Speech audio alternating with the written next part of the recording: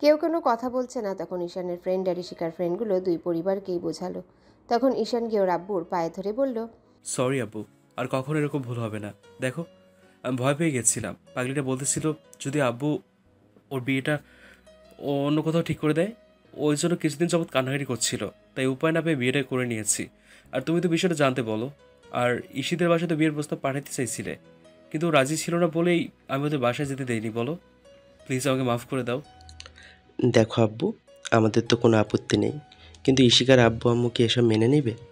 আমরা তো বলেছিলাম ওদের সাথে কথা বলবো, কিন্তু ওর আব্বু আম্মু কি এসব মেনে নেবে? তোমার কেন এরকম একটা কাজ করতে গেলে বিয়ে করবে? সেটা ভালো কথা আমাদের বলতে, আমরা ওদের সাথে কথা বলতাম। ইশিকার আব্বু ঈশানের দিকে তাকিয়ে আছে। ও মাথা নিচু করে আছে। তখন গিয়ে ঈশান ওনার পায়ে হাত দিতে গেলে ইশিকার আব্বু ওকে উঠিয়ে পাশে বসালো আর বলতে লাগলো, জামাই, তুমি এগুলো কি করছো? তোমাদের বিয়েতে আমাদের কোনো আপত্তি নেই। তোমরা না বলে বিয়ে করলে তো এই জন্যই একটু রাগ হয়েছিল। ইশিকার আম্মু বলল ও আমাকে দেখে অনেক ভয় পায়, তাই কিছু বলতে পারছিল না। আর মামুনি, তুমি এটা কেন করতে গেলে? তুমি অন্তত আমাকে একটাবার বলতে পারতে ঈশানকে পছন্দ করো, তোমরা একসাথে থাকতে চাও। তুমি ছোটবেলা থেকে এমন কিছু চেয়েছো আর আমি সেটা তোমাকে দেইনি, এমনটা কখনো হয়েছে? সরি আপু, আর কখনো এরকম ভুল হবে না। কি করব বলো, আমি ভয় পেয়ে গিয়েছিলাম। ভেবেছিলাম ঈশানকে হারিয়ে ফেলবো, ওই জন্য বলতে পারছিলাম না। প্লিজ আমাকে মাফ করে দাও। ইশিকা কথাগুলো বলে কান্না করে দিল।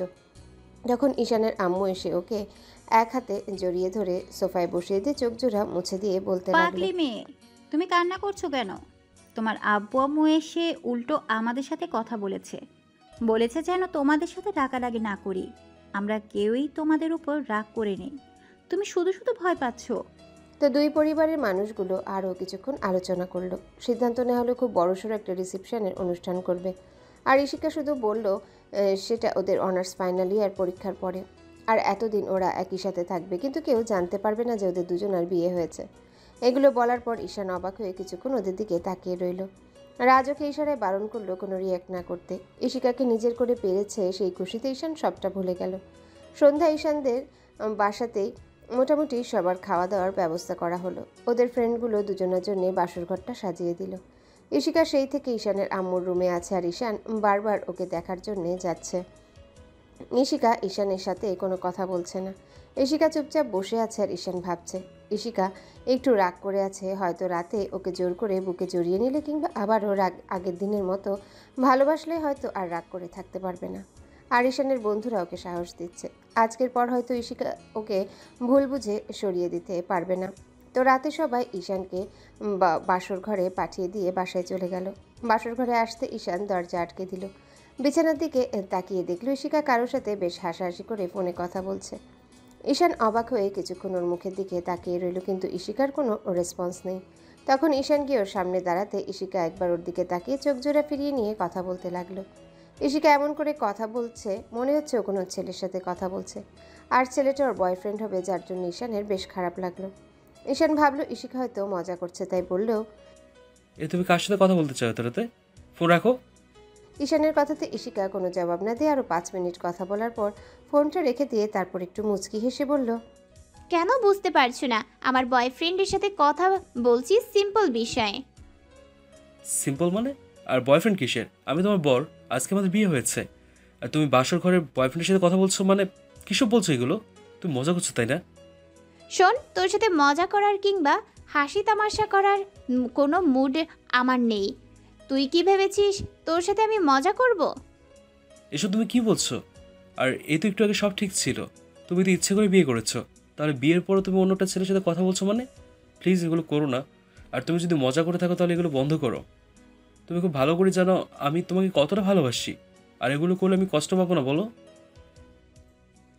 আমি তো এখন থেকে এগুলোই করব। তুই কি ভেবেছিস তুই এগুলো বলেই আমাকে শুনতে হবে? তাছাড়া আমি কি করব না করব তোর আমাকে সেটা বুঝিয়ে দিতে হবে না।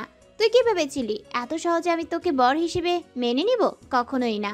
তোকে আমি ঘৃণা করি, জাস্ট ঘৃণা করি। I just hate you. তুই কি করে ভাবলি যে এরকম একটা কাজ করার পর আমি তোর সাথে বিয়ে করে নিলেই তোকে ড্যাং ড্যাং করে মেনে নিব? তুমি এগুলো কি বলছিস শিখা? আমি তোমার বর, আর এখন আমাদের বিয়ে হয়েছে। আর কালকে আমাদের মাঝে এত বড় একটা ঘটনা ঘটলো। তুমি তো সবটা শুধরে নেওয়ার জন্য আমাকে বিয়ে করলে। তোমার হয়তো আমাকে মেনে নিতে সমস্যা হবে, একটু সময় লাগবে, তাই বলে তুমি এগুলো করবে বলো? প্লিজ এগুলো করো না। এগুলো করলে আমার অনেক বেশি খারাপ লাগবে। তুই কি মাথা মোটা নাকি? তোর মাথার মধ্যে কিছু নেই? তুই বুঝতে পারছিস না আমি তোকে ঘৃণা করি? আমার যা ইচ্ছা আমি তাই করব, তুই আমাকে বলার কি? হ্যাঁ, অনেক কষ্ট হবে আমার। আমি তোমার বর, আমি এগুলো বলতেই পারি। তাই আবারও বলছি, এগুলো করা বাদ দাও, আর এগুলো বন্ধ করো। এগুলো করলে কিন্তু আমার অনেক বেশি খারাপ লাগবে। তাই প্লিজ এগুলো করো না। আমি এগুলো সহ্য করতে পারবো না। আমার নিজের বউয়ের কাছ থেকে এত বেশি অবহেলা আমি নিতে পারবো না। তুমি আমাকে দূরে সরিয়ে রাখো, মেনে নিতে সময় নাও। স্বামীর অধিকার দিতে সময় নেবে, সেটা আমাকে জন্য বলো। আমি তোমার থেকে দূরে সরে থাকবো। তারপর এসব করে আমাকে কষ্ট দিও না প্লিজ। তুই কি ভেবেছিস এত কিছুর পরেও আমি তোকে মাফ করে দিব? এত সহজে সেটা কখনো হবে না। তুই আমার সাথে যেটা করেছিস এর জন্য তোকে সারা জীবন পস্তাতে হবে। তুই কখনোই আমার থেকে সুখ পাবি না। তুই যেটা করেছিস সেটার জন্য তোকে কষ্ট পেতে হবে, প্রচণ্ড পরিমাণে কষ্ট পেতে হবে। তুই এখন থেকে শুধু আমার ইগনোর আর অবহেলা দেখবি। আচ্ছা ঠিক আছে, আমি নরম কথাই বলছি। তো ওই জন্য তোমার কাছে মনে হচ্ছে আমি সবসময় তোমাকে এভাবে ভালোবেসেই খালি এরকম কষ্ট পেয়ে যাব? আমি যেরকম নরমভাবে কথা বলতে পারি, তেমনি গরমভাবে কিছু করেও দেখাতে পারি। আমি সেটা জানি তোর মতো একটা লম্পট আর কি করতে পারে রে। তুই কালকে রাত্রে যেটা করেছিস সেটাই তো আমার সাথে করবি, আর সেটা খুব ভালো করেই জানা হয়ে গেছে তোদের মতো ছেলেরা এর থেকে আর কি করতে পারে। আমি সেটা খুব ভালো করেই জানি। যদি তাই করার ইচ্ছা থাকে তাহলে বল, আমি তোর কাছে আমার শরীরটাকে দিয়ে দিচ্ছি। আর এখন থেকে ওটাই দেওয়ারই বাকি আছে। তুই তো লাইসেন্স পেয়ে গেছিস, প্রত্যেক রাতে আমাকে চিড়ে কুড়ে খাবি, আর সেটা কি আমার জানা নেই মনে করেছিস? ইশিকা, এগুলো কি বলছো? আমি তো তোমার স্বামী। তোমাকে কেউ এগুলো বলে? তোর কি মনে হয় আমি তোর সাথে মজা করছি কিংবা রাগ করে বলছি?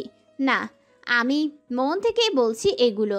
আমি তোকে কখনোই মেনে নিব না, না কখনো ভালোবাসবো। তুই যেটা করেছিস সেটার জন্য এটাই হবে। আমি তোর কাছে থাকবো, কিন্তু মন থেকে কখনো তোকে ভালোবাসবো না। তুই চাইলে অবশ্য আমার সাথে শারীরিক সম্পর্ক করতে পারিস, কিন্তু তারপরেও আমি মন থেকে কখনো তোর সাথে সায় দিব না। তুই শুধু আমার আমাকে নিজের করেই পাবি, কিন্তু আমার মন থেকে কখনো ভালোবাসাটা তোর জন্য আসবে না। ইশিকার কথা শুনে ঈশানের চোখ দিয়ে অনবরত পানি পড়তে আরম্ভ করলো। তখন ইশিকা বলতে আরম্ভ করলো, এই ন্যাকা কান্নাটা আমার সামনে কাঁদবি না।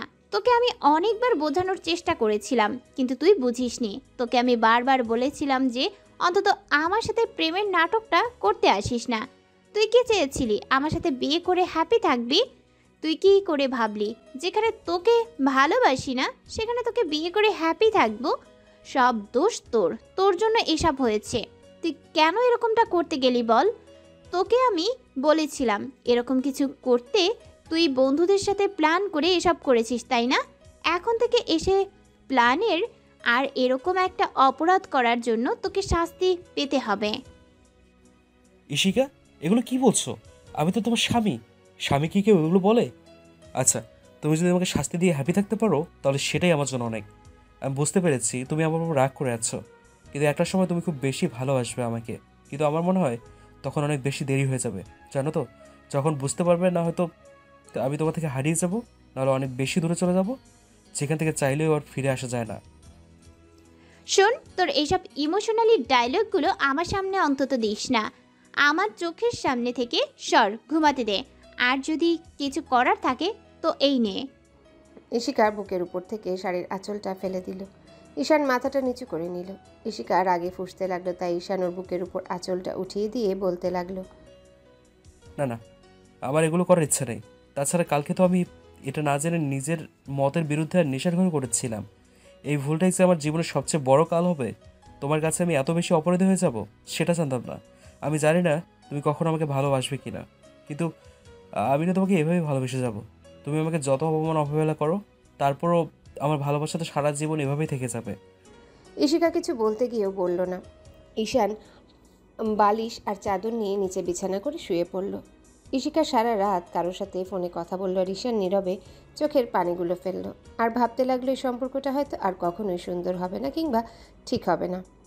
আর গতকাল ইশিকার মতের বিরুদ্ধে এরকম কিছুর পর ইশিকা ওকে কখনোই মাফ করবে না, যার জন্য ঈশানের প্রচণ্ড পরিমাণে কষ্ট হচ্ছে। তো পরদিন সকালে ঈশানের ঘুম ভাঙল, তাও একটা অপ্রীতিকর পরিস্থিতিতে। ঘুম ভাঙতেও তাড়াহুড়ো করে উঠে বসলো। খেয়াল করলো ইশিকা বালতি হাতে নিয়ে দাঁড়িয়ে আছে আর ওকে ভিজিয়ে দিয়েছে। তখন ঈশান কিছু বলার আগে ইশিকা বলল,